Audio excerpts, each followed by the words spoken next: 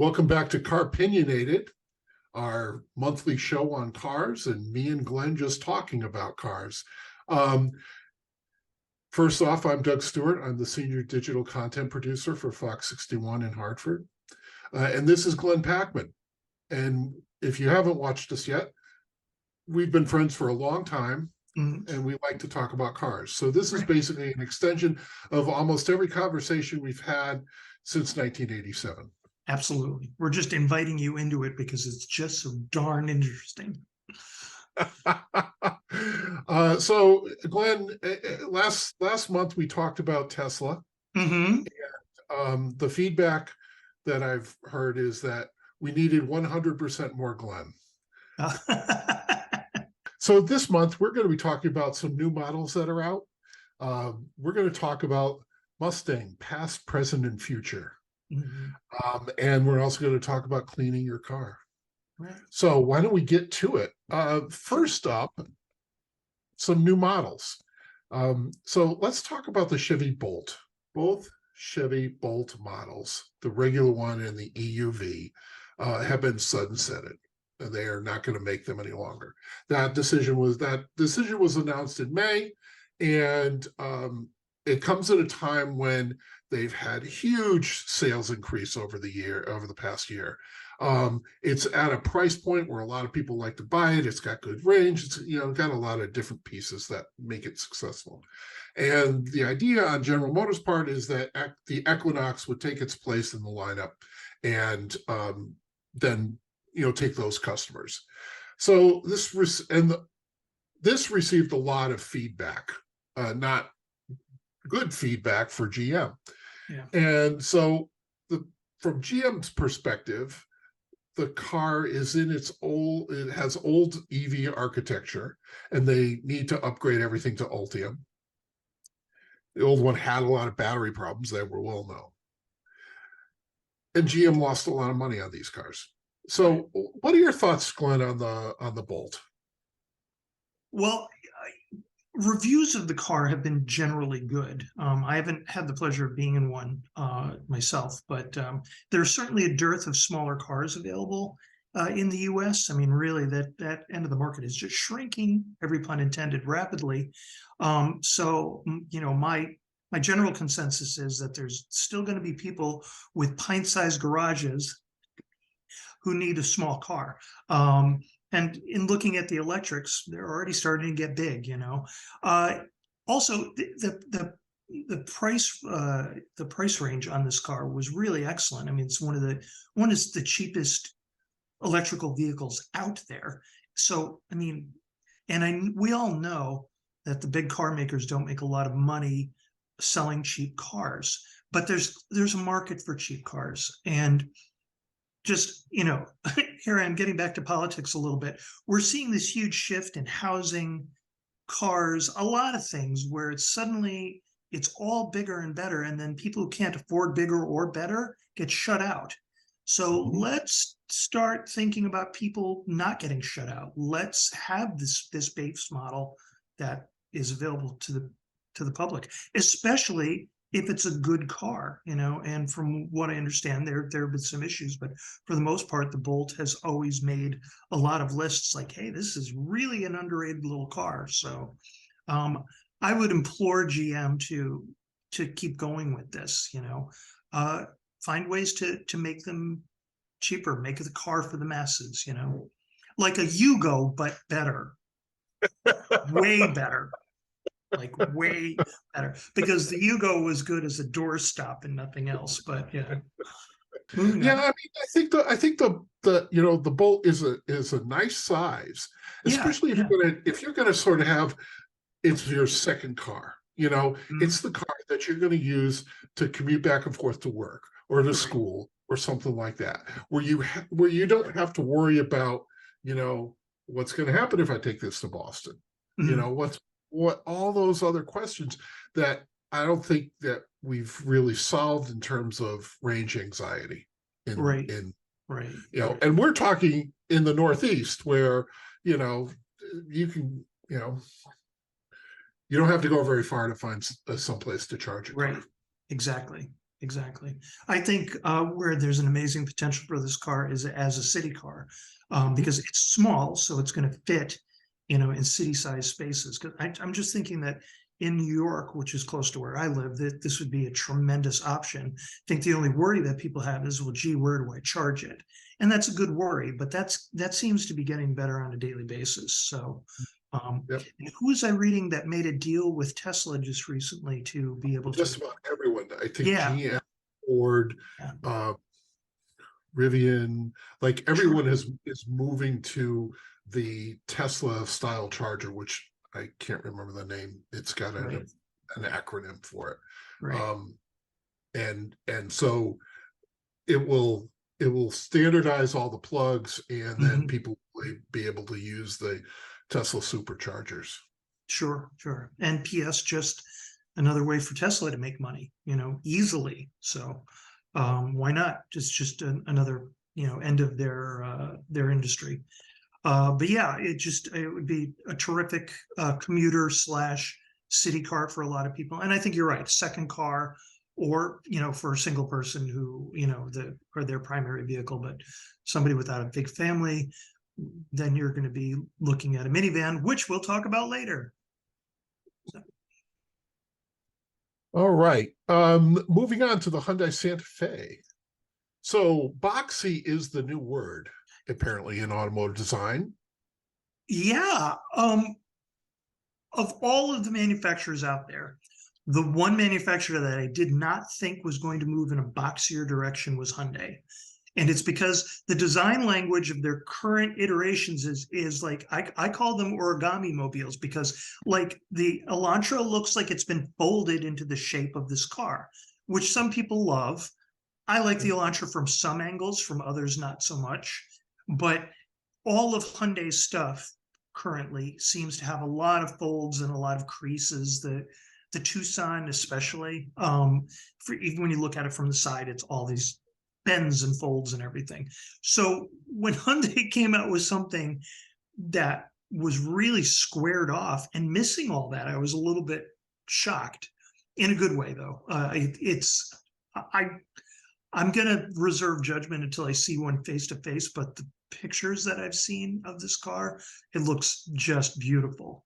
And yeah, I'm very excited. It's also in that class of SUV that I would be interested in, i.e., smaller than the biggest ones that they have, but bigger than the RAV4 size. I guess you would call that a compact or even a mid-size. So I think they label it as a mid. I think they yeah, label mid-size. Yeah, yeah, it's there's every manufacturer seems to have 10 SUVs, and they all yeah. occupy this much of the market space, and it's like Sure, sure. Yeah. I remember when Kia announced that they were coming out with the Seltos, and they were like, it slots between the Sportage and the Soul. And I'm like, there's a slot between the Sportage and the Soul? Really? Is there? And sure enough, there is. got 3 rows. This Mhm. version has more cargo space. Looks like a clone of the Land Rover Defender. Yeah. That's not a bad thing at all in my Nope. mind. Nope. Uh, Agreed. Overhang has been decreased, which gives it a better approach angle. And 2 things that I think are really great. This number one, the rear wiper is under the top spoiler. So I'm thinking, it I want comes to see down, this. instead of being based on the bottom Oh, of the windshield, it's yeah, based on yeah, the top of the windshield, which I think is sharp. And the headlights. yeah, yeah. With a The little, headlights look like H's. yeah, That's cool. kind of intentional. Yeah. Yeah. Well. Yeah. More than kind of, yeah. Uh, it's solid enough that I like it. I was behind an Audi, and I realized that Audi's taillights on a couple of their models are the letter A turned sideways. I don't know if you ever noticed that. I think the Q5, yeah, Oh, they're the letter A turned sideways. So that's yeah. great. That's Volkswagen cool. did this. Their little the taillights were on the Jetta were the letter L and the letter J, depending on which side you were looking at, but Uh, they did that there too. So yeah, they've been sneaking this stuff in. Very clever. those crafty Germans. I know they are. I'm allowed to say that because I'm 50% crafty German. The other 50% we can't talk about. But I we had the last generation Sorrento, Right. not the current one, but the one just before, which honestly I prefer over the current one.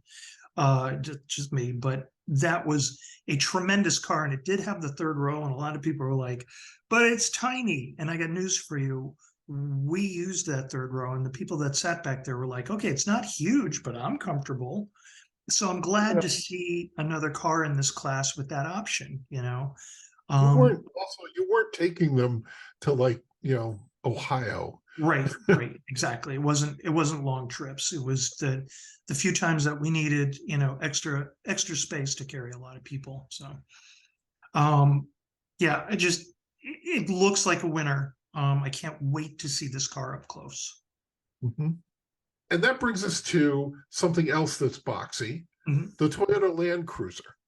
They actually introduced two different models, one that is going to be Japanese only, and one that is coming to the US and be sold worldwide. Short history of the Land Cruiser in the US is that it was first sold here in 1958. They have a reputation of go anywhere, climb anything, and have a great resale value.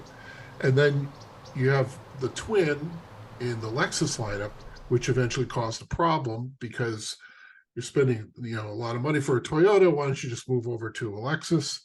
And so when they replaced the 200 series, which was the last one sold in the US, with the 300, they only made it a Lexus. So this I think I've seen it referred to as the 250 series. TNGA platform, which is the same as Tacoma, Tundra, and Sequoia. And the 2.5 liter 4-cylinder turbo hybrid. What do you think of it, Glenn? I have a question first, a technical question. I've seen this car with both round and with a squared headlight. Do you know which one we are getting? We're getting both. We're getting both. Right. So there are three levels to this. I spent way too much time learning about Land Cruisers this morning. Apparently. Yes. So there are three different versions initially. There's going to be the 1958, which is the round headlights. The Land Cruiser, it's going to be basically a Land Cruiser. I'm not sure if that's exactly what they're going to call it, but the middle one is good. And then there's what they're calling the first edition, which has different paint and roof racks and stuff like that. So the round headlight is the historical throwback to Land Cruisers of old. I like all of the above. I specifically like the round headlights. I don't know why. It's both futuristic and retro. I think somewhere along the way, Land Rover is going to have to start suing people because this is yet another car that sort of harkens to their design, which I guess is saying that people would like to buy Land Rovers, but A, they're too expensive, and B, I don't know about the reliability factor there.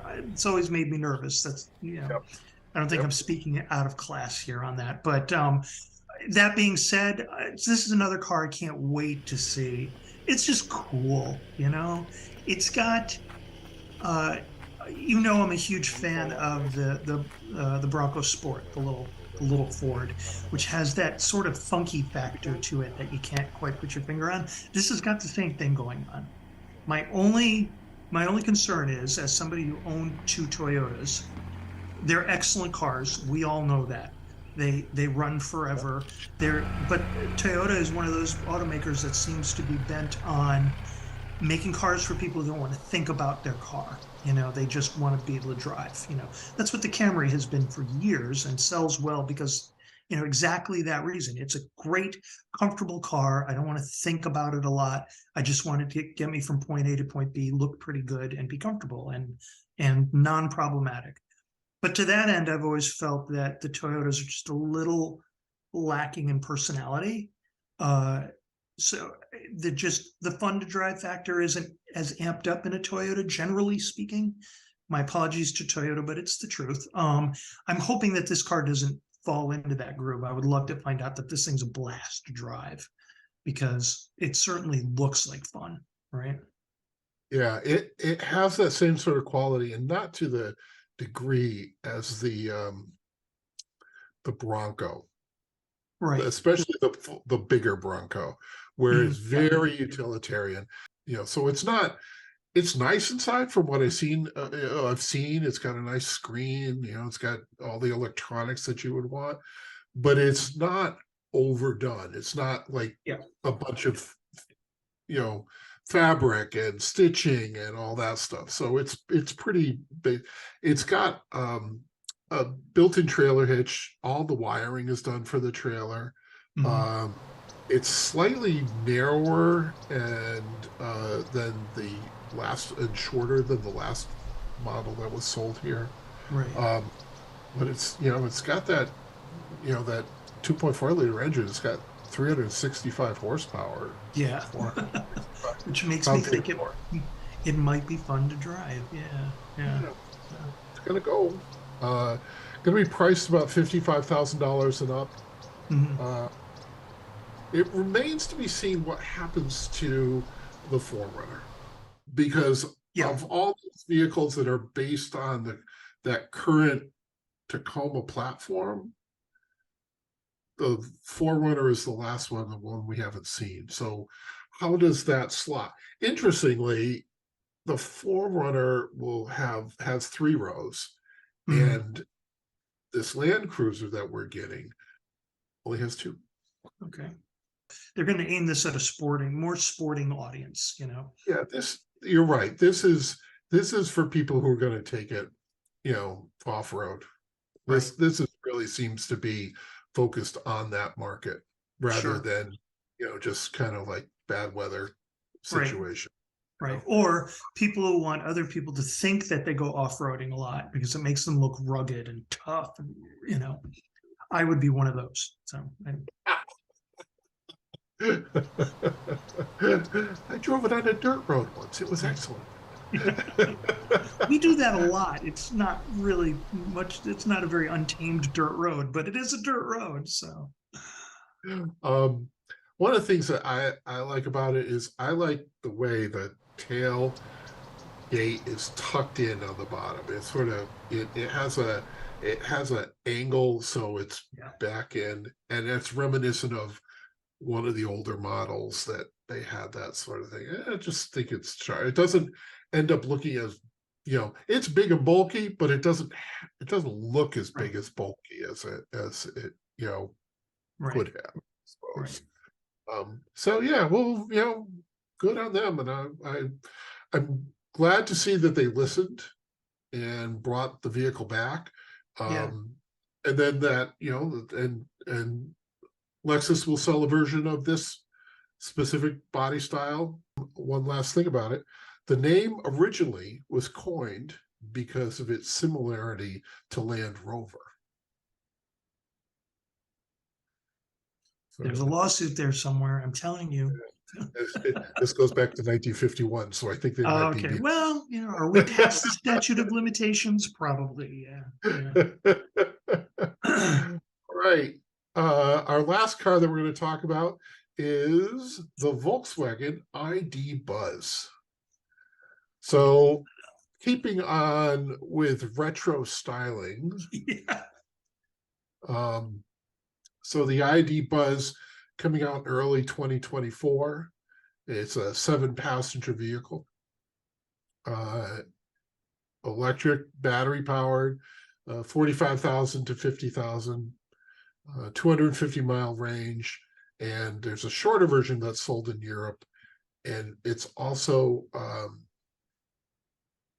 the same platform as the ID4.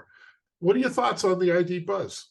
Well, get one, put the kids in back, and take a trip to Bethel Woods, which is where the Woodstock Museum is, man. The obvious homage to the old VW buses there. I think this is going to polarize people. There's going to be some people who are just going to think it's downright awful, but I think for the most part, most people are going to recognize this as being a lot of fun, and that's the idea. I will say that from the inside, this car really looks a lot like a minivan. Specifically, the interior pictures, you could be sitting in a lot of different minivans. It doesn't look like one from the outside, and I think that is really a good thing, because we're obviously moving out of minivan territory that sales continue to go down, whereas SUVs go up. But it's interesting. I mean, it's a little weird, and it's going to have an audience that's a little weird. I'm okay with all of those things. It's going to bring people into the showroom. Yeah, absolutely. Absolutely. And if they decide, I don't want quirky, they can walk over to the ID4, which is, roughly the same vehicle. Right. Exactly. From a design standpoint, the only thing that sticks out that I really don't love is the lower part of the front. That low grill down below. I don't know why, but it just doesn't seem all that congruous with the rest of the vehicle. And I think they just did that because they didn't want to put a solid plastic piece there, because then it would look too chunky. So that being said, I'm looking at one with the white top and like a dark green bottom, and the darker color actually helps to sort of blend that in a little bit.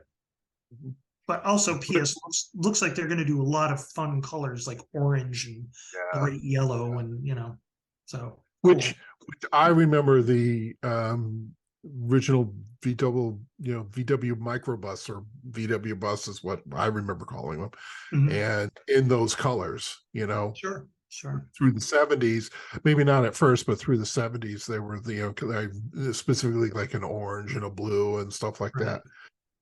And what I want to see if they're going to have a version with the little porthole windows up, there you go. View windows up on top, like they used to have. The ones that leaked. We'll see. We're moving on to our next topic here. Mustangs, past, present, future, now and forever.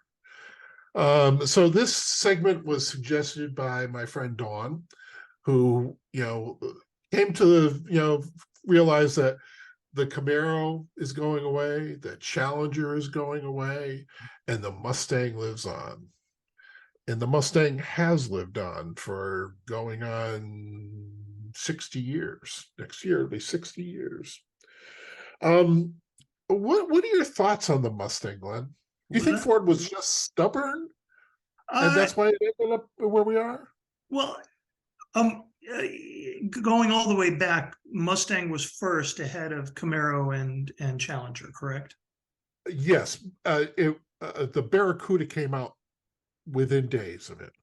Part of it is just the Mustangs tends to just market itself. It's a great name. It's a great image. It's, the Mustang has always given a good vibe, with the exception of maybe the Mustang 2 in the 70s was, a little bit of an economy car for a Mustang. But we had the Fox Body one. I think it was in 1980, and honestly, it was a very sharp car. Quick for that period of time, which is not quick by today's standards by any stretch, but it was really, it was a car that turned heads. Everybody loved our car. And I think that's the whole point of a Mustang, is that it's always been a sharp, they really concentrate on the exterior, the look of the car first. And I've always felt that Ford's had terrific results. There are very few years of the Mustang going all the way back that I wouldn't own. And if I was going to consider collecting classic cars, really like one of the very first of the first generation, I would really want one. The two-door sedan before they came out with the fastback, that original Mustang, that is just a cool car. So I think Ford knows they have a good thing. That's why it's staying in the stable. No pun intended. I think the new one, the current version 2024, gotten a lot of great reviews. The Dark Horse, which is their most powerful version, is really getting a lot of great press. Yeah. And I'm ambivalent so far about the looks. I haven't seen one in person. Right. But it's got a classic Mustang design. Yeah. And I think, and as we've mentioned this before, the Mustang 2, for all the things you can say about it, it kept the brand alive. And they Yeah. sold a lot of them. And fundamentally too, when you think about it, like, and I don't mean to defend it, because I think there's a lot of things are indefensible about it. But the original Mustang is a Falcon with a great looking body, you Yeah. know, Yeah. and the same idea is the Mustang 2 on a Pinto, you Yeah. know. Yeah. And so you take a tried and true formula, and even then the Fox body Mustang, that platform was underneath the Fairmont and the Mhm. Granada Yeah, Thunderbird for a while. absolutely, absolutely. Well, I mean, there have been many iterations of this car where they've tried to make it all things for all people. I remember in 1980 there was, the two-door sedan that you could get completely stripped down, and that was an economy car if you wanted to look at it that way. We had a hatchback with the V6, which was sportier and not so much of an economy car, and really a terrific car for that era. I think it comes down to priorities of what people are looking to buy. And when the Mustang 2 was available, people had been really frightened by the gas crisis back in 1973. So economy was on everybody's mind.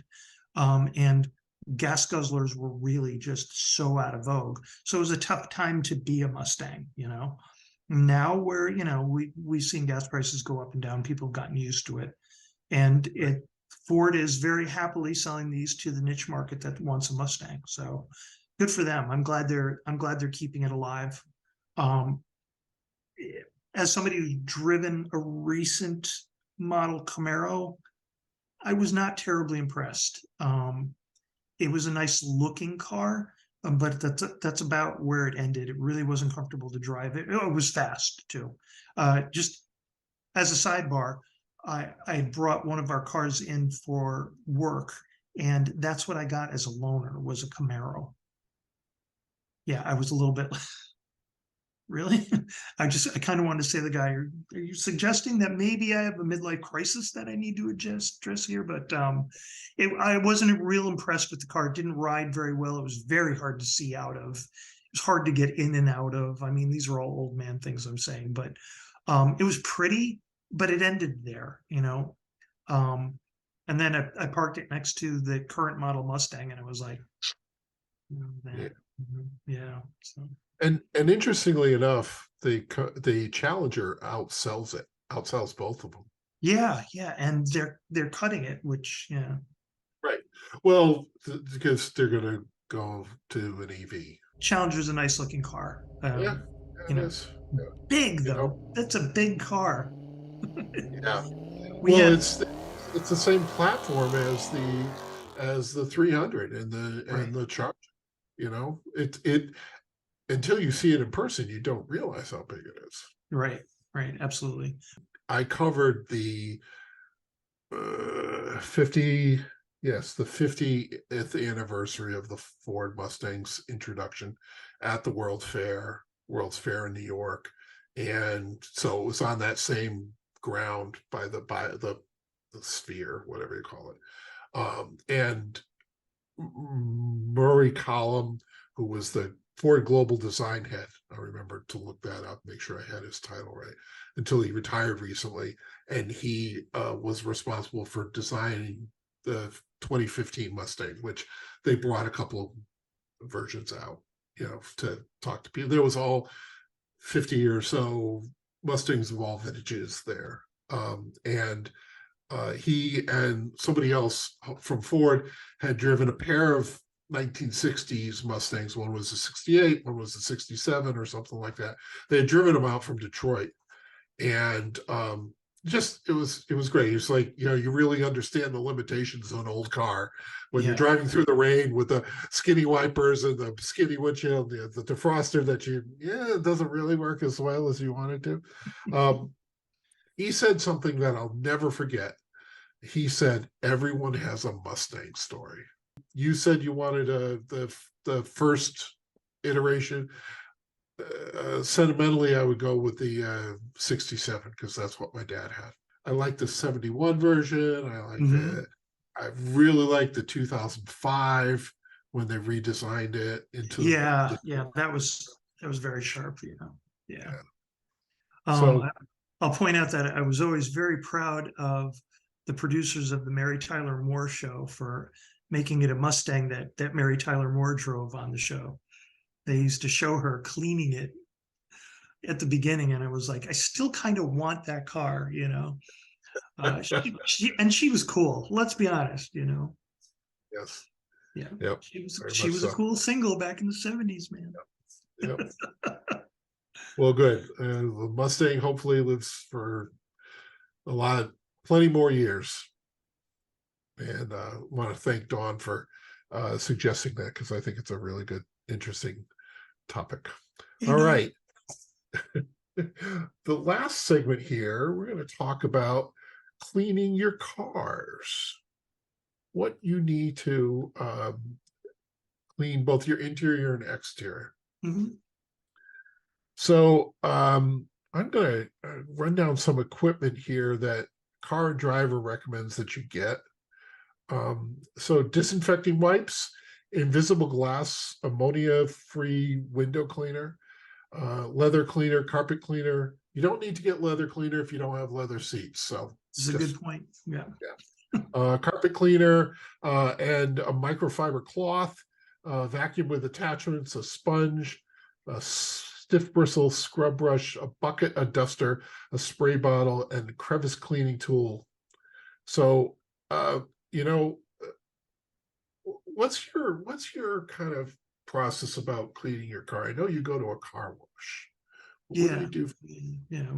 If someone asked me what the two most important things are about cleaning a car, I would say the name and number of a really good detail shop. But who can afford that? I honestly, if I had my druthers, I would love to get my car detailed once a year, just because they do such an amazing job.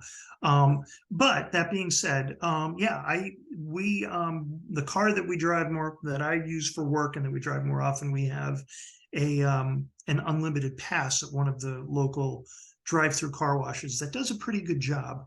And I have to say, it's really nice that whenever I'm nearby and I have a moment, I can just drive in, get the car done.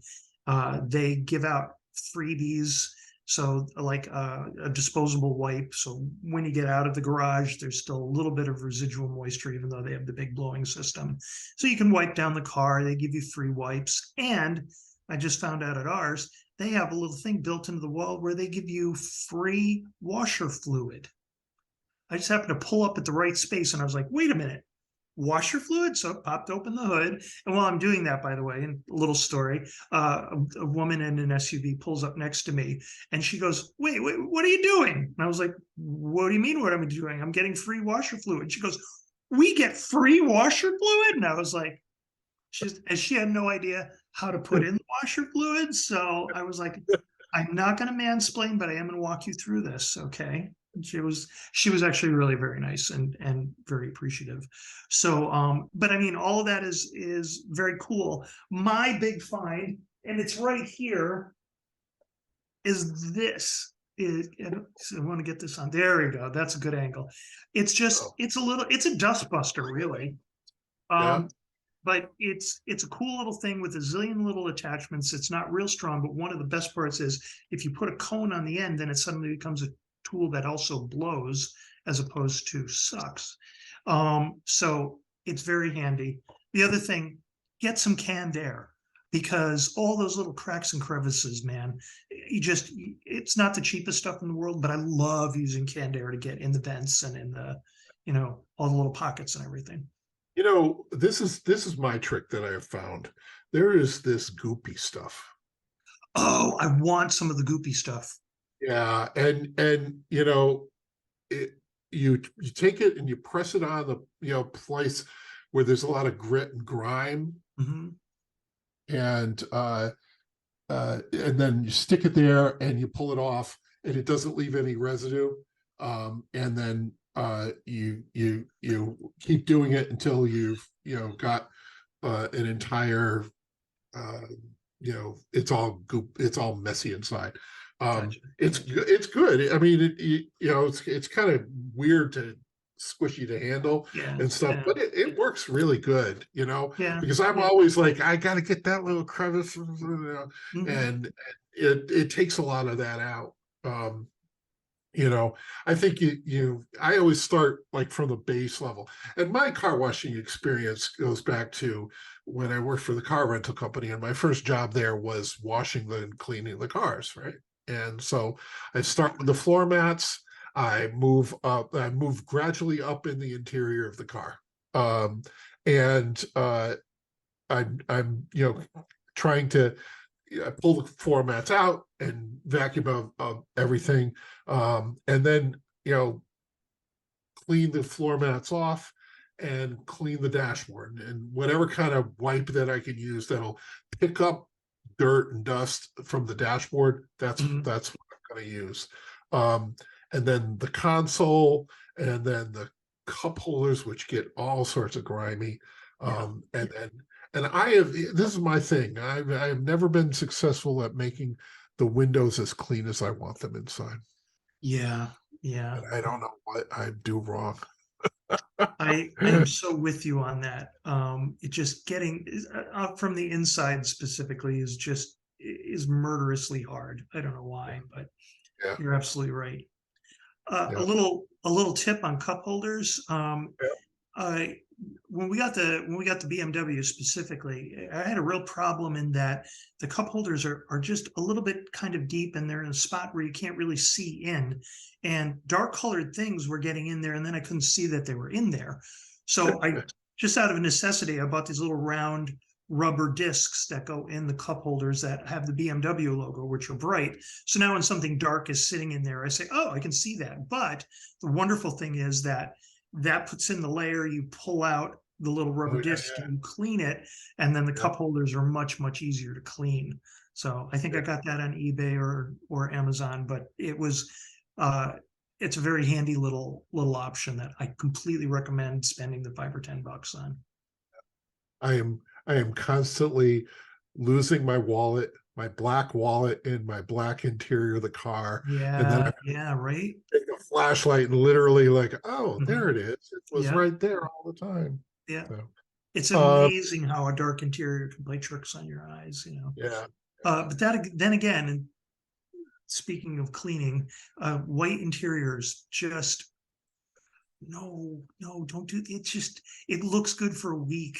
Yeah, we had and then um, it's we had a gonna. tan interior on the Pacifica, and that's better, but it was still much harder to keep clean and sharp. And I'm going to say that it aged out quicker than a dark colored interior too. So just from regular driving. And I mean, my experience with the car rental company, I was, seeing all these cars come through. The lighter color interiors, that always look grimy. You know, Mhm. Once Mhm. you got to something like red and blue and black, and those ones were, always. But the beige ones, or there was this Chrysler interior that was like this weird orange sort of. Yeah, it was. It came. The exterior was brown, and there was kind of a. It wasn't probably called orange, but it Yeah, looked. It was sort of a festive fall. You know, all yeah, it needed was pumpkins and scare you some right. months. So now we've finished the interior of our car. We move outside to do the exterior. The first tip that we found was get it out of the sun. Don't wash it in the sun, Right. because that's just going to make it streak. Don't use dish soap. Mhm. Get a car wash, something that's designed for cars. Cloths are really important. Um, and if it's been a long time since I waxed a car, but keeping it waxed is a good thing. If you can have it detailed, that's really great. Yeah. Um, Yeah. and and if you can, and it's the wintertime, you can't do this outside, 2 or 3 times through a car wash, especially for us here in the Northeast, Yeah. it's going to make a world of difference down the road, you know, so they're not rusting through it. And, you know, you and I both remember cars rusted through like crazy. Oh God, yeah. Yeah. Yep. You know, Oh, I had a car that just literally was like rusting out from underneath me, the nightmare vehicle that was, but yeah. And I would love to, you know, I see a lot of these, you know, instant, like, you clean up your foggy headlights. And I would love to have something that actually worked, that wasn't, you know. So folks, if you have something that actually works for you, leave it in the comments. And, you know, keeping your windows clean inside and outside, and use a tire shiner. You know, that's like paying attention to the wheels is really, really important. Yeah. Yeah. Get some spray that's designed to break down brake dust too, because that will really enhance the look of the car. Because brake dust is nasty. I mean, another reason to wash often is that it builds up, you know, especially if you drive a BMW, which has brake pads that just sort of disintegrate after 3 uses. Did I say that out loud on camera? Yeah, you did. Yeah, you did. Yeah, It's the reason I don't like black wheels or dark colored wheels, because I always look at them and go, it's full of brake dust. Why don't they clean? Oh, that's the color. Glenn, we've come to the end of our time together. It's as always, it's been fun. I appreciate you for the time. And we will make plans to do this again and keep going on a regular basis and have fun. If you have suggestions, topics you would like us to cover, if you want to tell us what Mustang that you would want for your garage, please do. Tell us in the comments and why. And, you know, maybe if we get some good ones, we will talk about that next month.